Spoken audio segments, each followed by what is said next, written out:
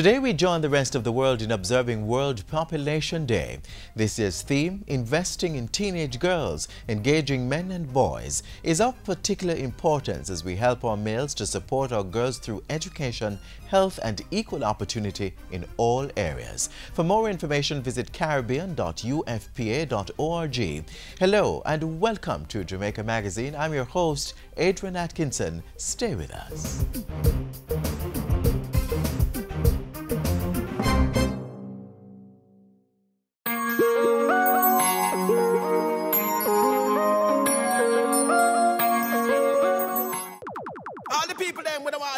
Hold up your hand. Zig V in the Caribbean territory, but we now want that virus take set pan we. So make sure it's no stagnant water inside and mash up all mosquito breed inside. More hole in the tin them where you dash way and change the water in your vase every day. No litter, dispose of your garbage proper. You know them the thing that we turn drain blacker. Tour your community and tour your yard for suppress mosquito. We have figure hard. Dash we old tire turn over drum pan for prevention is the greatest weapon. And special shout out to pregnant ladies. Protect yourselves and protect your babies. Draw for your zapper and your mosquito spray. If you do all that we can to keep them away. For we know what's in vain.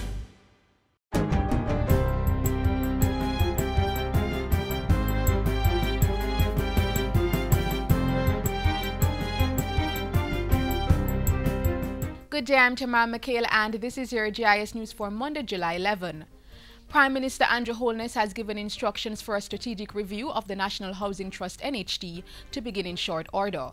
He says the review is aimed at improving operations of the agency and will include the findings of external studies on the NHT. Jamaica must make a decision as to how we are going to use this valuable asset called the NHT to ensure that every Jamaican who wants to own their own home can do so, and that this benefit lasts for a long, long, long time.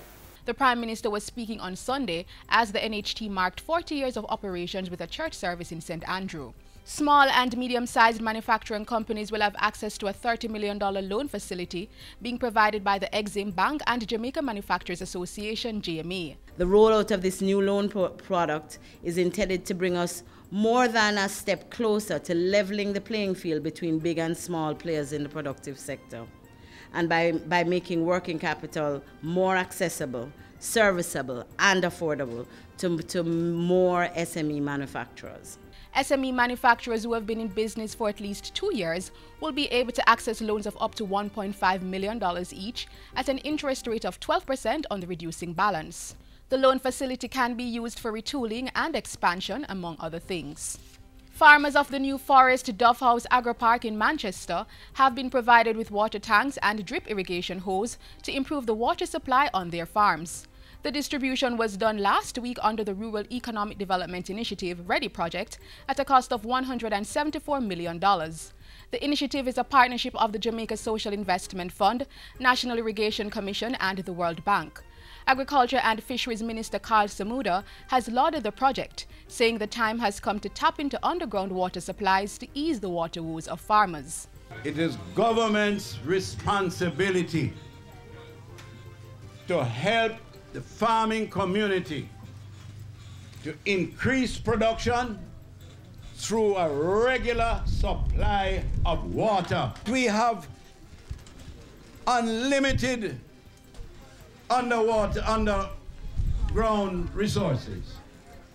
We need to tap into those resources, bring it up, get reliable pumps and supply the water so that we can grow our economy through agriculture. Government will be tackling traffic congestion along some of the major thoroughfares in Kingston. Minister of State with responsibility for works Everald Warmington says $64 million will be used to upgrade the Mandela Highway to accommodate 6 lanes of traffic starting this year. The Duhaney River box culvert will be upgraded and a new bridge erected over the Fresh River.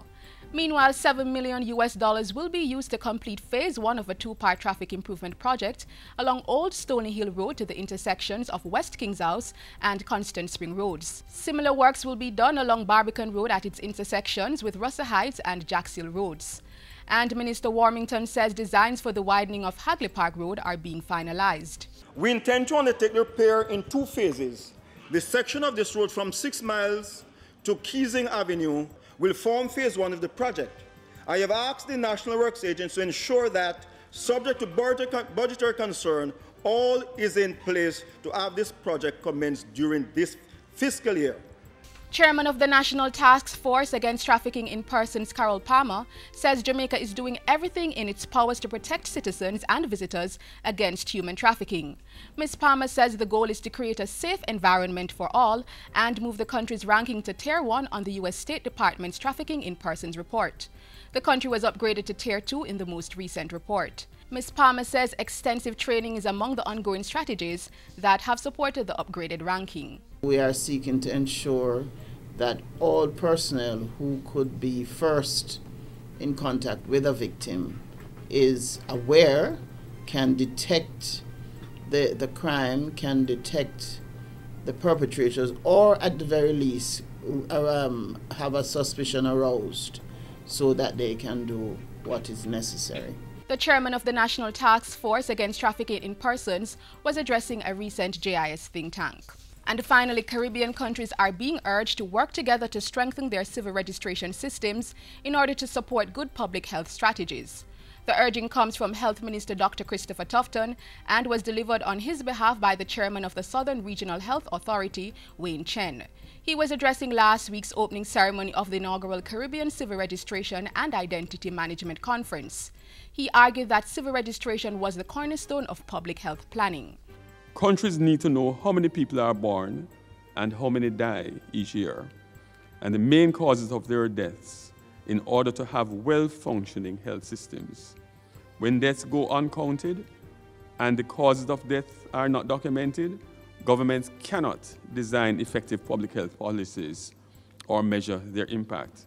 The conference was hosted by the Registrar General's Department and held in Montego Bay from July 6 to 8. Participants from over 20 countries discussed a range of issues around the theme, civil registration and identity protection, a development imperative.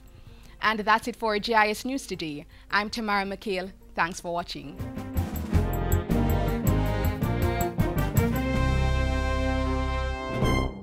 This is the Aedes aegypti mosquito that spreads the Zika, chikungunya, and dengue viruses. Search for its breeding sites and destroy them. A message from the Ministry of Health.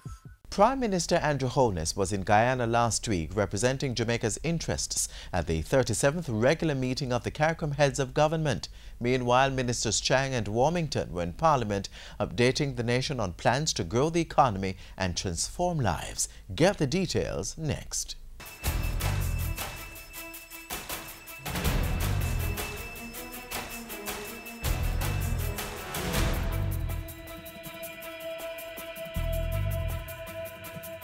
Prime Minister calls on CARICOM to re-evaluate its effectiveness in meeting the needs of members, National Water Commission's operations to be improved, and HOPE program launched. You're watching Jamaica House Weekly. I'm Simone Wolfe. From July 4 to 7, Prime Minister Andrew Holness was in Guyana for the 37th regular meeting of CARICOM Heads of Government. Mr. Holness called for a re-evaluation of the regional bloc's effectiveness in adequately meeting the needs of its members. Pointing to the United Kingdom's recent vote to leave the European Union, the Prime Minister said CARICOM must listen to the voice of its people and respond to their calls for economic growth, security, prosperity, and social well-being. As a region, we must proactively assess the likely threats and opportunities these global changes present. However, as we consider the evolving global order, equally, we must seize the opportunity to reflect upon our own community, to assess whether we are on track with our own plans and commitments to secure economic growth and prosperity for our people. Mr. Holness also urged CARICOM to fast-track mechanisms to ensure that free movement was on par with free trade within the grouping.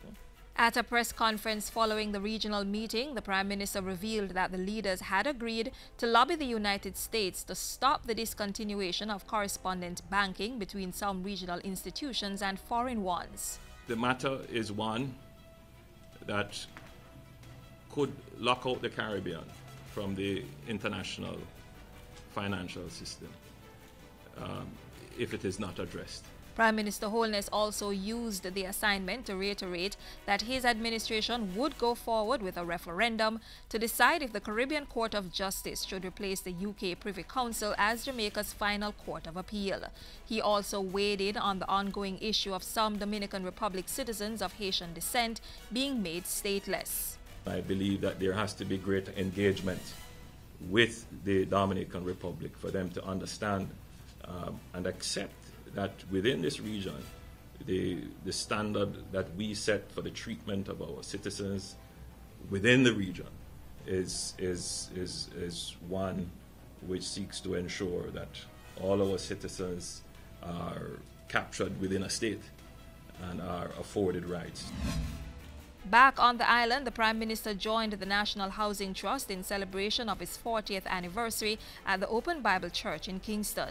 At the function, he announced plans to carry out a strategic review of the entity aimed at improving its operations. That starts with ensuring that the NHT is a strong organization that is agile and responsive to change, that can create the economic basis for building your future and giving hope for your children. By Sunday afternoon, Prime Minister Holness was traveling to Clarendon for the official dedication of the Juicy Empowerment Park. The multi-purpose special events, entertainment and sports complex is free to the public and forms part of the 35th anniversary commemoration of Juicy Patties Jamaica Limited. The secret to growing Jamaica is growing businesses.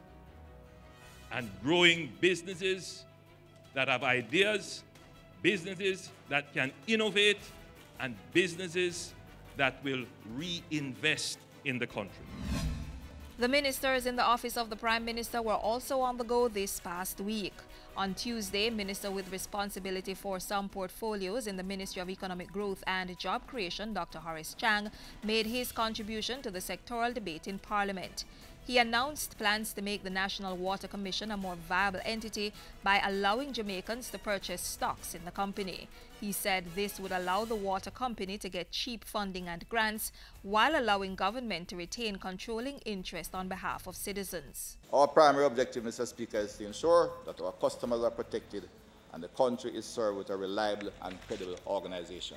Dr. Chang also revealed that 38 water supply projects would be undertaken in this financial year. State Minister with responsibility for works, Everald Warmington, made his sectoral contribution on Wednesday, announcing a program to deal with social and infrastructural development in communities across Jamaica. The Housing Opportunity Prosperity Employment HOPE program will target marginalized groups such as women, children, the disabled, the unemployed, and the underemployed. As a multi-sector intergovernment agency, the HOPE program will offer a range of service to its targeted beneficiaries, as well as opportunity for the submission of project proposals from members of parliament, community-based organizations, and participating agencies. Application for benefits will be vetted based on a predetermined list of criteria. The State Minister also revealed that he would be tackling traffic congestion along the major roadways in Kingston.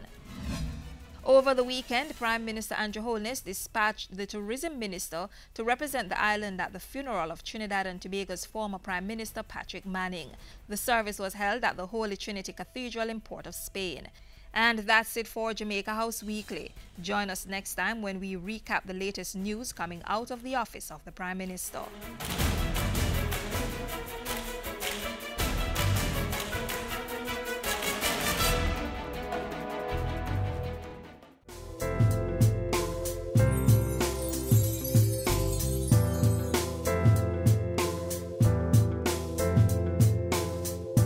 For the next 2 weeks, the International Seabed Authority will be hosting dignitaries from its 22nd session right here in Kingston. The conference will discuss a number of issues, including extending exploration contracts, reviewing new applications, and developing draft regulations for exploiting polymetallic nodules in the deep sea.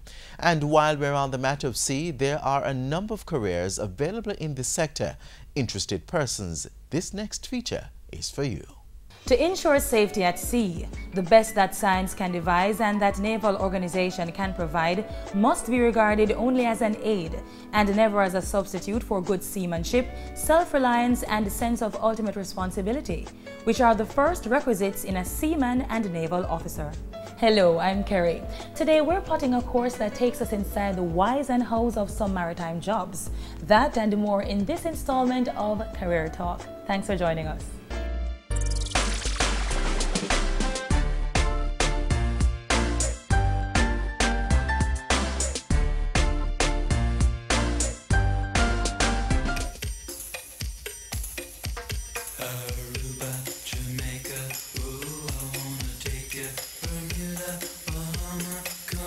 It's a very vibrant market right now. Career Talk has emphasized this reality before, but it bears repeating. The maritime industry offers up a wealth of opportunities for employment options. I chose it because I really like it. I tried other schools before, and to be very honest, they weren't as exciting. The thrill wasn't there. So I ended up doing this. Today we zone in on some of the more common onboard ship jobs that are available and what you need to know to get started. If you're just starting out in the maritime industry, this is the bottom rung on the ladder. It's one of the lowest ranks on board merchant marine vessels, and they deal with mainly deck work from the deck department, and they have no sea time and are in charge of roles such as watchkeeping, keeping a gangway watch, chipping and painting the deck, and basic ship maintenance. But there is ample opportunity to work your way up. You can move all the way to captain if you are good enough. And as an OS, you earn anywhere between $800 US per month up to $1,500 US per month, depending on the vessel you're on and what company you're working with. And FYI, there is no specific training or certification needed for this.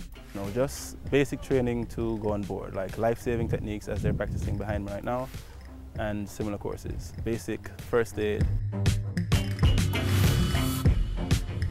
The able-bodied seaman, AB, is just a step above ordinary and isn't exactly an indication of your physical condition, although just about every job on board a ship calls for being in good shape. He does the same thing an OS would do, except he is certified and he would have had more experience and sea time. He gets more pay, of course, so he gets anywhere between $1,500 US to $1,000 to $2,000 US per month. The junior engineer is at the lowest level of the engineering department but performs critical tasks nonetheless. When you finish your training at the Maritime Institute or any other institute worldwide, and then you start your navigation, you have no sea time, but you like to become an officer. You have to first work as an apprentice engineer. In this position, you typically earn, well, $1,500 to $3,000, depending on the vessel and the company you're working with. And then there's the licensed engineer. His job is ensuring the operation of the entire engine room of the vessel. He is the equivalent of the captain for the engine department. So he runs the engine department of the vessel.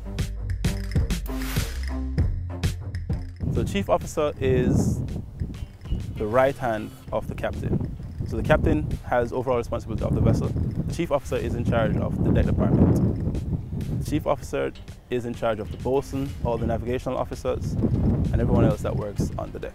He gives them the daily roster of duties, yes. He's in charge of the navigation of the ship and its safety. Now, think about a crew of men and women of whatever size working on a ship for months. What would happen if they are not fed often and well?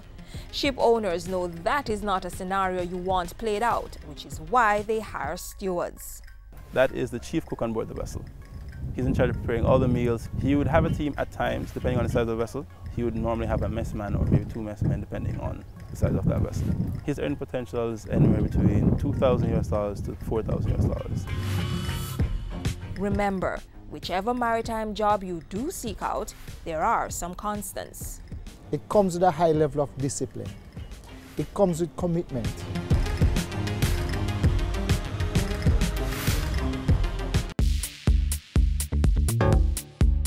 Maritime jobs are hard to find, or they can be if you don't know where to look. So we have a few tips. There are many different ways to get a job. Just like myself, you can be walking down the beach and bump into somebody and be at the right place in the right time and get very lucky.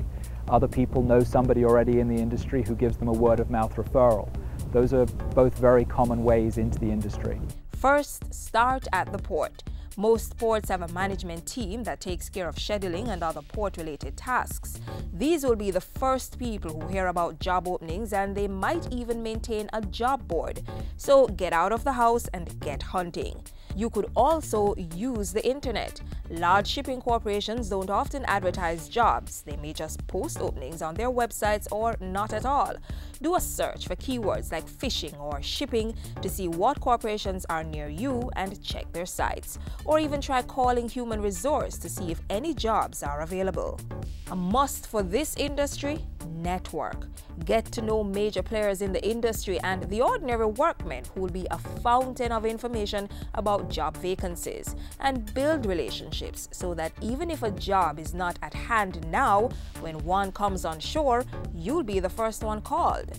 And finally, think about land jobs. Remember, there is a whole sector of jobs for people in the shipping industry that requires work on land instead of actually on a ship. You can consider jobs at ports, in maritime education, and more. Good luck. So we're back where we started this maritime series as we end Career Talk for today. Thanks for being part of the journey, and be there next month when we explore a career in the beauty industry. Till then, I'm Kerry, encouraging you to think outside the box and be creative in your career explorations.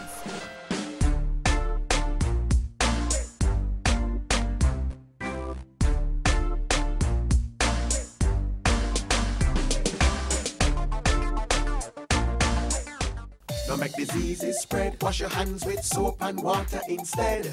Wash them regular or use a hand sanitizer. Make sure the germs them dead. Touching your eyes or your mouth or your nose. Wash your hands before you do things like those. After you use the bathroom before preparing food, come on, wash your hand them clean. Watch as the United Nations Population Fund enlightens us on the stark realities facing our girls around the world.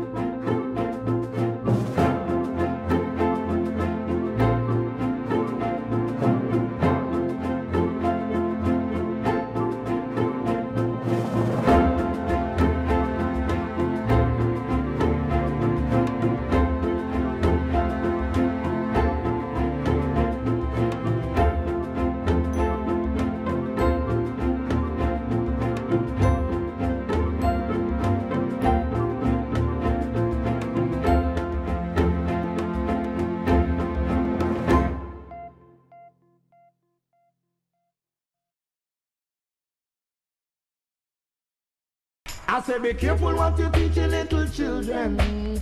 Make sure I know something to hurt them. Parents, keep your children safe and protected. Stay alert and be aware of where your children are at all times. Submit the latest photo of your child to his or her school. Know what's happening with your child. Listen to them when they say they don't feel comfortable going to a certain place or being around certain persons. Act quickly when your child tells you he or she has been touched inappropriately or approached with unwanted requests. Be the change. Help us protect our children. For more information, call 1-888-776-8328 or 1-876-878-2882. I say be careful what you teach your little children. Make sure I know something to hurt them. Mind what you're saying to my sister. She could be the next Prime Minister. Sexual abuse is always a very difficult thing to confront, particularly when the alleged victim is a child. Parents, if it is that you suspect that your child has been sexually abused, or is in a vulnerable set of circumstances where an abuse may occur, we encourage you to have dialogue with your child. Take the child to the pediatrician who normally attends to the child. If there is no such pediatrician, take your child to the clinic, to the hospital, to some medical practitioner who can do an assessment for you. It's very important as well that we don't just look at the physical side, but we also seek to find the kind of psychosocial support that a child may need. Does the child need a session with a counselor? Does the child need to speak with a pastor who is used to dealing with these issues? Does the child need to get that ongoing psychological support to assist with the healing process and also to assist the child in becoming strong enough, as it were, to deal with the various processes that will follow once it is that you suspect an abuse has occurred? If it is that the child actually discloses when you engage the child in discussion that yes, mommy and daddy, I was abused, we encourage you to entertain the child, to listen to what the child has to say to you, and to take it very seriously. So we really urge you to have those discussions and to seek guidance in terms of, do I speak to the police about this, which we always say you have to. Because once a child has been sexually abused, it's a criminal matter, and it means that once at all possible, the child should be assisted to go through the processes so that the perpetrator can in fact be held accountable. Support your child and let them understand in very clear terms that they are not the cause or the reason for this abuse having been perpetrated. But the most important element is to support them, get them access to the services that they need, and give them a chance to have you give them that listening ear. For these tips, and of course any other information that deals with children, that is anyone under 18 years, please feel free to contact the Office of the Children's Advocate.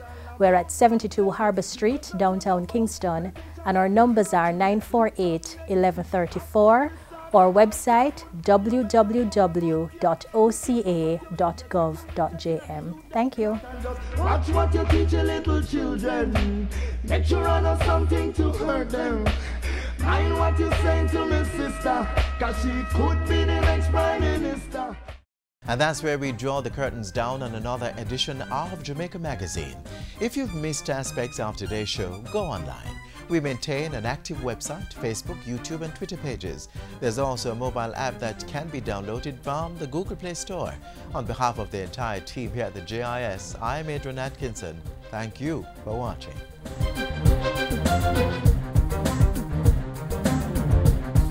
This has been a production of the Jamaica Information Service, the voice of Jamaica.